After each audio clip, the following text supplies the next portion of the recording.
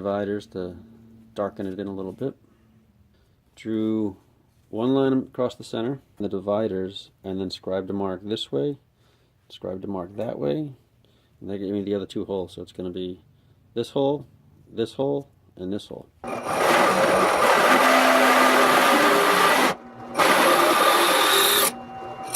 Assembly there, right? Pull starter. And this is going to come off. Got a big nut. Here's my new Lovejoy coupler. Put the holes in there. And this is my new nut. A couple of washers.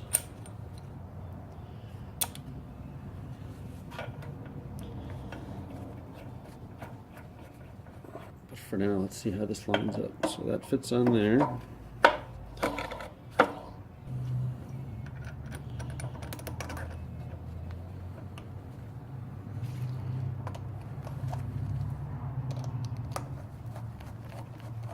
Nice.